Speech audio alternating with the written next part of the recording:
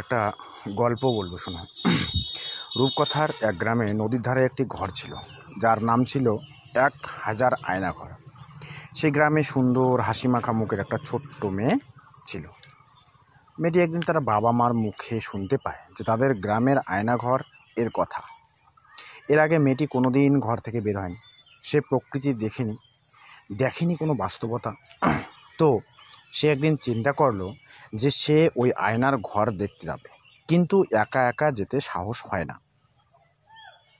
না হওয়ায় সে তার সমবয়সী আরেকটি মেয়েকে সাথে নিয়ে গেল। আয়নার ঘরের সামনে হাজির হয়ে প্রথম মেয়েটি ভাবলো যে আগে সে ওই ঘরে ঢুকবে, আর সব কিছু দেখে এসে বাইরে এলেই তবেই ওই দ্বিতীয় মেয়েটি ঢুকবে। কথা মতো প্রথম মেয়েটি ওই ঘরের ভিতরে ঢুকলো। ঘরে ঢোকার সাথে সাথে আশ্চর্য সব রঙিন কারুকাজ দেখে মেয়েটি মুখ আনন্দে ভরে উঠল। সে আস্তে আস্তে এগোতে সেই 1000 আয়নার ঘরে প্রবেশ করলো। ঘরে ঢুকেই তার চোখ ছানা বড়া। মেয়েটি দেখলো সেখানে ঠিক তারই মতো দেখতে আর 1000 মেয়ে হাস্যোজ্জ্বল মুখে তার দিকে তাকিয়ে রয়েছে।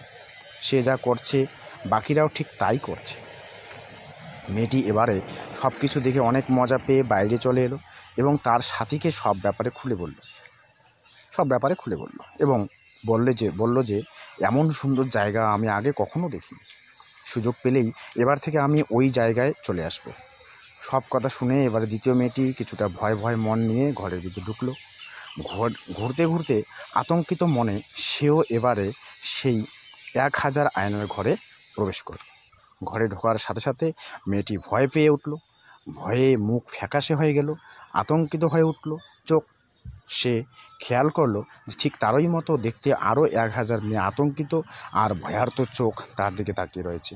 মেয়েটি যেই ভয়েতে 2 হাত তুলে বলেছে, তোমরা কারা, সাথে সাথে বাকি 1000 মেয়েও 2 হাত তুলে ওর দিকে নজর দিচ্ছে। এবারে মেয়েটি প্রচণ্ড ভয় পেয়ে ঘর থেকে দৌড়ে বেরিয়ে এলো এবং প্রথম মেয়েটিকে বলল, শিগগিরই বাড়ি চল, এটা খুব বাজে জায়গা, আমি আর কোনোদিনও এই জায়গায় আসবো না।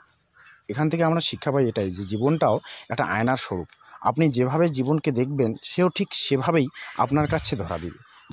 যারা সাহসিকতা, ভালোবাসা ও উৎসাহ জয় করার অদম্য ইচ্ছা নিয়ে সামনে এগিয়ে যায়, জীবন তাদের কাছে অনেক সহজ ও আনন্দময় হয়ে ধরা দেয়।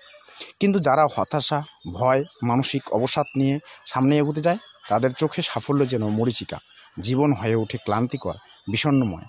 বাস্তবতাকে আপনি যেভাবে দেখবেন আপনার সামনে তা সেভাবেই ধরা দেবে।